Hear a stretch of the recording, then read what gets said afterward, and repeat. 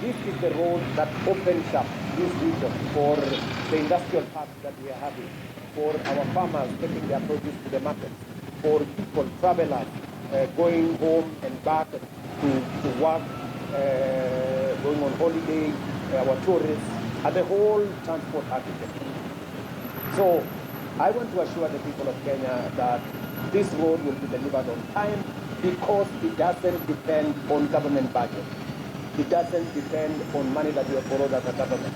It doesn't depend on certificates. This road is built on an innovative private-public partnership model. And that private-public partnership model is going to deliver this road in record time to the highest standard possible. And by the way, the people building this road will also, the concessionaire, will also maintain this road potential to make sure that the road is not only built, but it is serviceable. It is in very high quality.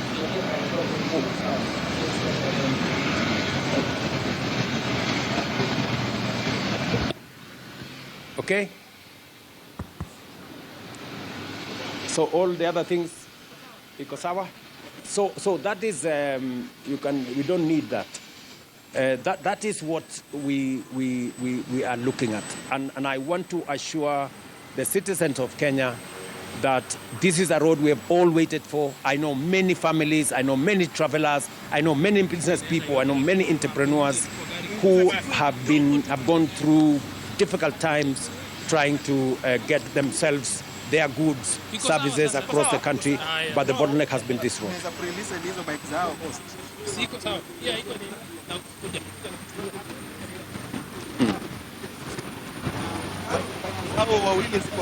Iko sawa. Muongeze yenye unamtumia hizi.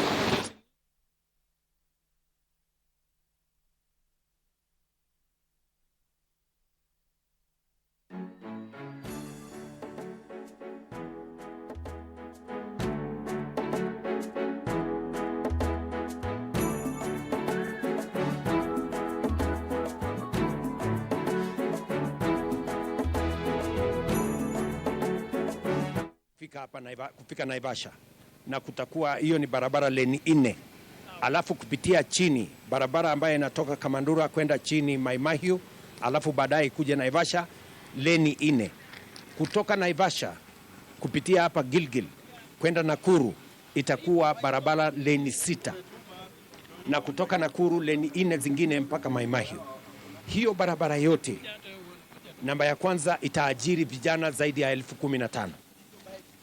Jambo la pili, tutakuwa na suppliers, wale wafanyabiashara wa hapa, wafanyabiashara wa simiti, wafanyabiashara wa chuma, wafanyabiashara ya mawe, wafanyabiashara wa kware, wafanyabiashara wa kokoto. Hiyo biashara zote quarries ambazo ziko hapa waanze kujipanga, kwa sababu wao ndio watasupply zile material ambayo itatumika katika hii barabara. Jambo la tatu, wale wote ambao wanaishi katika sehemu hii pia, wakati barabara hii inajengwa, kutakuwa na biashara ya aina tofauti tofauti, na tumehakikisha kwamba katika barabara hii kutakuwa hapa na interchange ya kupeleka watu kwenda why do we have to have a loudspeaker, you know, interchange ya kwenda hapa Gilgil.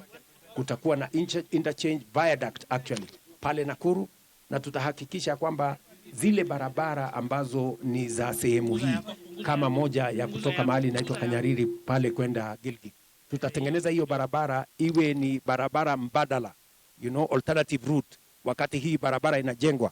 Pia tutaangalia barabara ingine, kuna barabara ingine hapa Kikopei inaenda ikielekea Naivasha, pia hiyo tutaangalia, ndio tuhakikisha kwamba hiyo sehemu yote pia inashughuliwa barabara za hapa. So there is already a huge support to the community here, the business people here, those who will be supplying sand, those who will be supplying concrete, those who will be supplying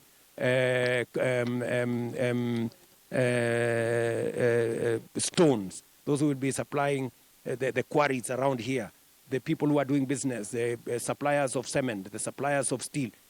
all those people will be in the equation as we develop this road.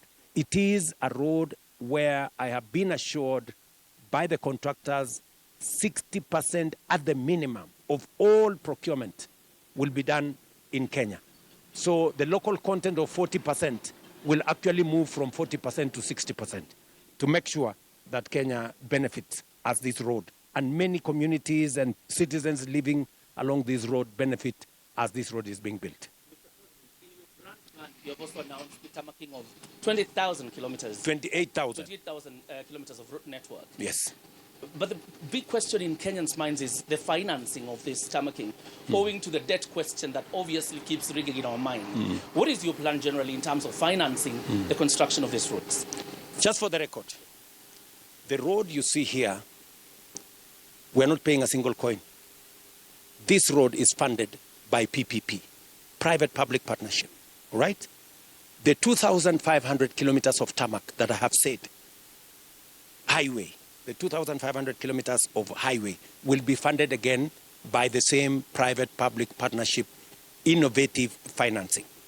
The rest of the roads in Kenya, I have already told the people of Kenya, the law was changed. I signed it last week into law that we're going to have a national infrastructure fund.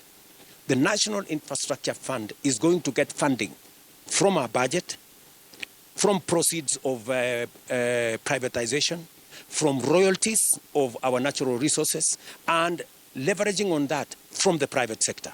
So we are looking at a new way of financing that does not lead Kenya into more borrowing, that does not lead Kenya into more taxes, but is innovative, using the assets that we already have, using the resources that we already have. We can transform, we can use those resources to raise additional funding, to securitize, to leverage on our capital markets, to leverage on those resources to raise additional funding from the private sector.